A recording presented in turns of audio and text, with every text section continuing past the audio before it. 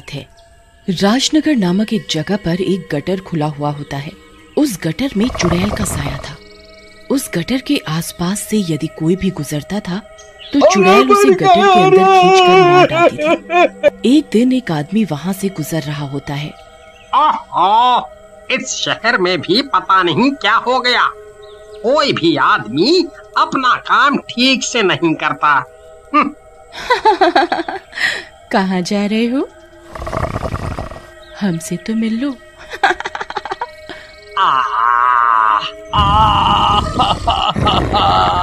भाई, कोई मेरी मदद करो।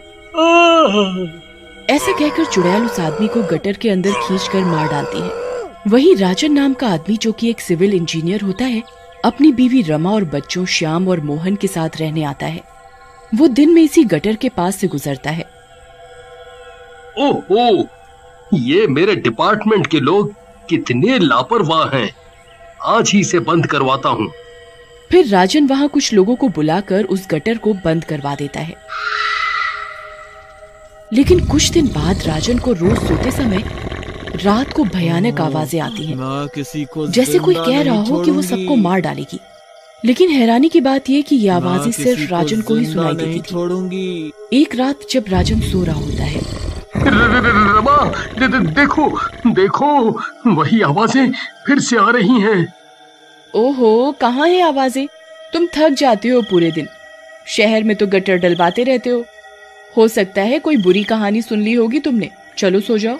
फिर एकदम से आवाजें आनी बंद हो जाती हैं और राजन भी सो जाता है। अगली सुबह जब राजन तैयार होकर ऑफिस के लिए अपनी गाड़ी से जा रहा होता है, तभी एक औरत उससे लिफ्ट मांगती है। राजन गाड़ी रोक देता है और औरत गाड़ी के अंदर आकर बैठ जाती है। मैडम, आप इतनी सुनसान रोड पर अकेले कहाँ जा रही हो? लेकिन औरत कोई जवाब नहीं देती। तभी रोड पर एक कुत्ता गाड़ी के सामने आ जाता है और जोर जोर से भौंकने लगता है।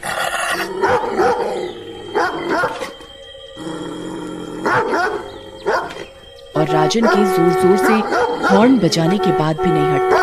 ओहो, ये कुत्ते भी ना बहुत हो गए हैं।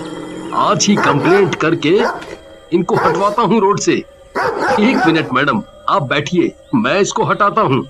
कुत्ते को हटाने के लिए राजन जैसे ही गाड़ी से उतरता है, कार के अंदर बैठी औरत गायब हो जाती है और कुत्ते भी भौंकना बंद कर देते हैं। राजन वापस गाड़ी में बैठता है। अरे, ये औरत कहाँ गई? अभी तो यहीं थी।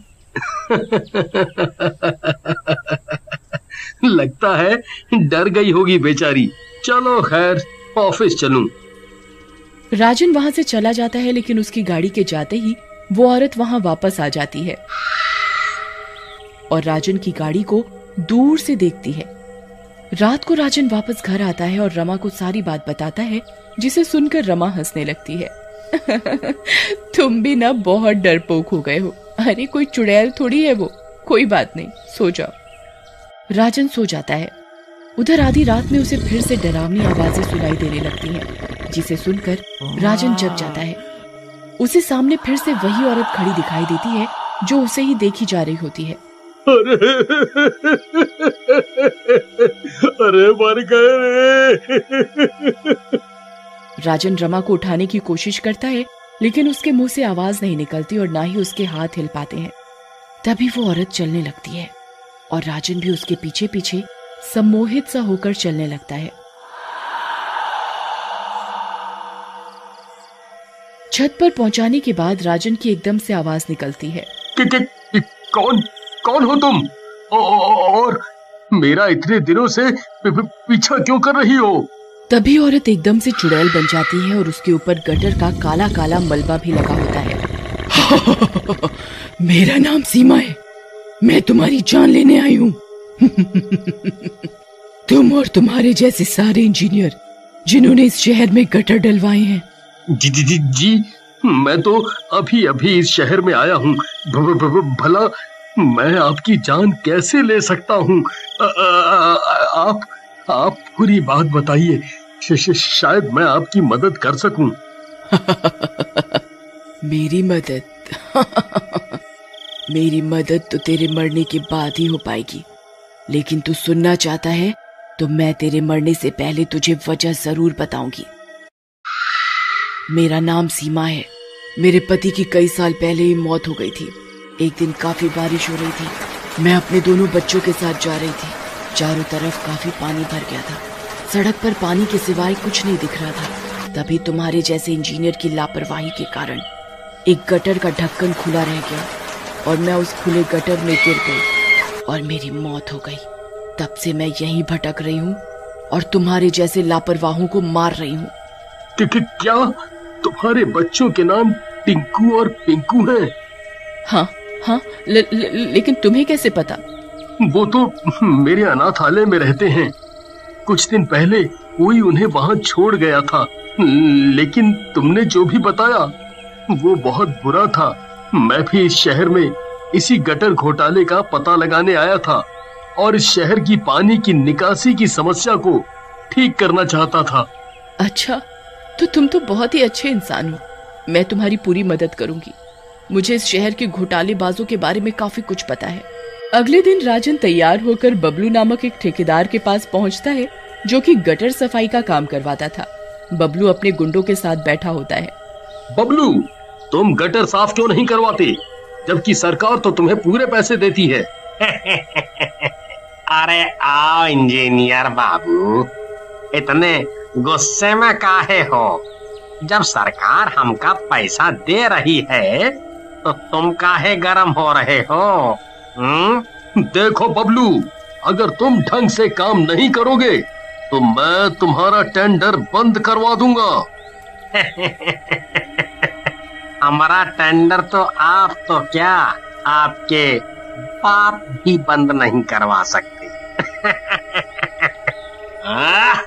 ऐसा कहकर बबलू राजन पर हमला कर देता है, लेकिन तभी चुड़ैल वहां आ जाती है।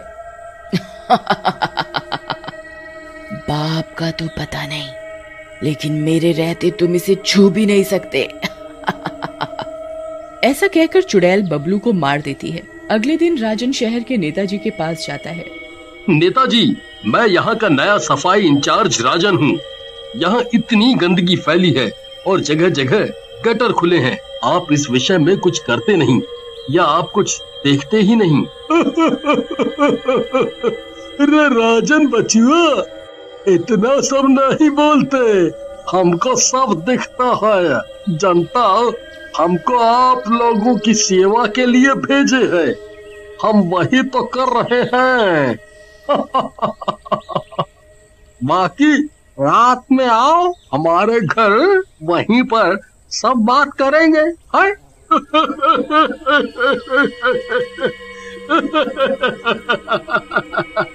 राजन वहां से चला जाता है और रात में नेताजी के घर पहुंचता है।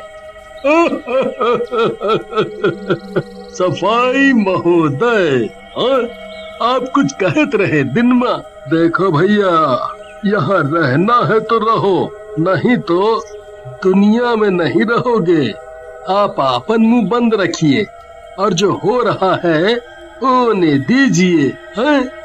आपको पता है आपकी वजह से कितने लोग मर रहे हैं और उनके घर वाले कितने परेशान हो रहे हैं। मेरे रहते मैं आपको कुछ भी नहीं करने दूंगा। अब तो हमरा एक बात नहीं काट सकते और कोई भी परेशान हो उससे हमें क्या, हमको तो हमारा हिस्सा चाहिए, समझे? अब यहाँ से निकल लो और हमें गुस्सा मत दिलाओ। तभी वहाँ चुड़ैल आ जाती है। अरे मर गया रे, ये नास मिट्टी चुड़ैल कहाँ से आ गई?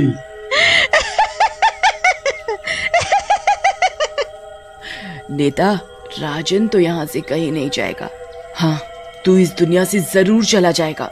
तुझे पता नहीं तेरे इस पैसे के लालच की वजह से कितने घर बर्बाद हुए हैं, जिनमें से एक घर मेरा भी है। फिर चुड़ैल उसे मार डालती है और राजन के साथ अपने बच्चों से मिलने जाती है। मेरे बच्चे, चुड़ैल उन्हें गले से लगा लेती है। बच्चे चुड़ैल को देखकर डरने लगते हैं। डरो नहीं, ये तुम्हारी माँ है बच्चों। राजन, आज मेरी आत्मा को शांति मिली है। अब मैं आराम से इस दुनिया से जा सकूंगी। तुम मेरे बच्चों का ध्यान रखना और जो नेक काम तुम कर रहे हो करते रहना। तुम्हें जब भी मेरी जरूरत हो याद कर लेना, मैं तुम्हारी मदद के लिए आ जाऊंगी।